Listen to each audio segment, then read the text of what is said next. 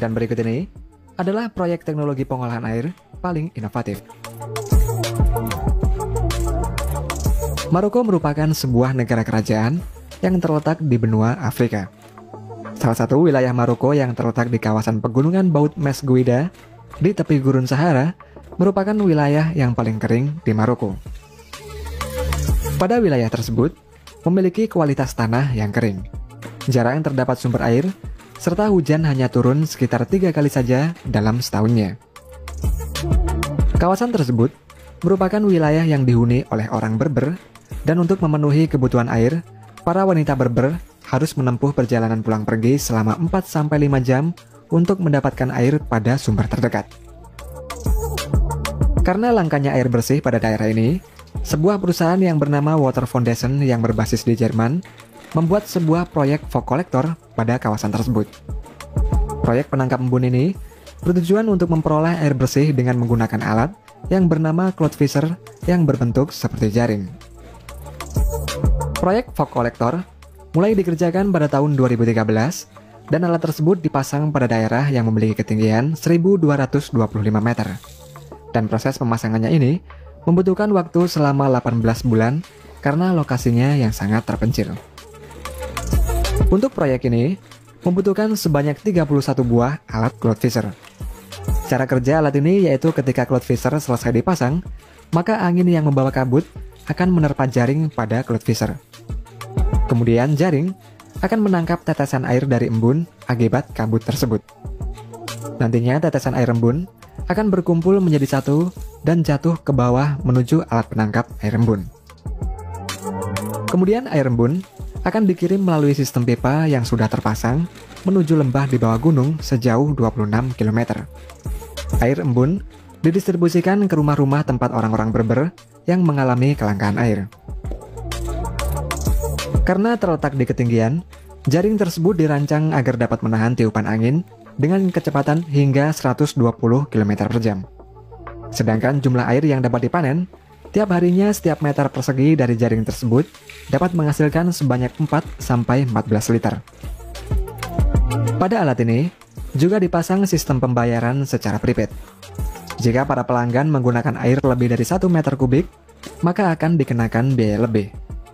Hal ini dilakukan dengan tujuan agar tidak terjadi pemborosan air oleh para pelanggan. Selain Maroko, negara lain yang pernah mengalami kekurangan air karena wilayahnya yang kering adalah Israel.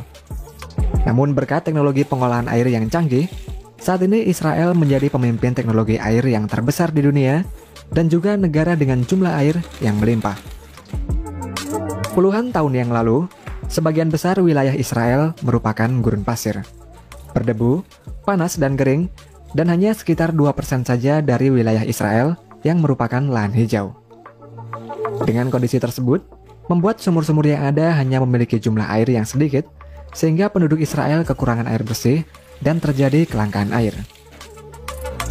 Kemudian pada 1937, sebuah perusahaan yang bernama Mekarot di Israel menciptakan proyek infrastruktur yaitu pabrik desalinasi air yang kemudian membuat Israel keluar dari krisis air.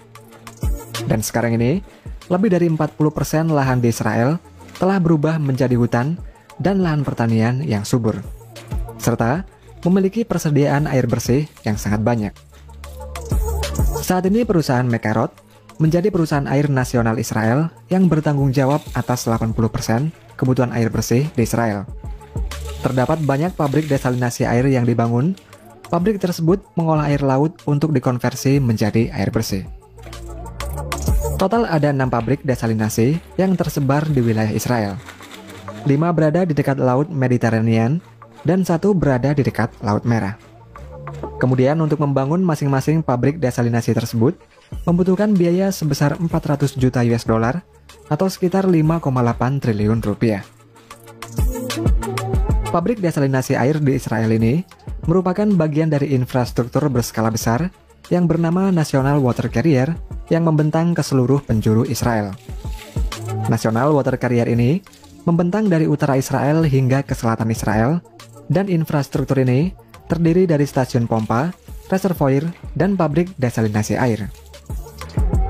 Salah satu pabrik desalinasi air laut yang terbesar di Israel dan di dunia mampu menyediakan air bersih yang dapat diminum lebih dari 1,5 juta penduduk di Israel. Pabrik tersebut memiliki kemampuan untuk mengolah air laut menjadi air bersih hingga 624.000 meter kubik per harinya. Dalam pengolahannya, air laut dipompa menuju ke reservoir. Kemudian dari reservoir, air akan masuk ke tempat yang berisikan ikan jenis tilapia.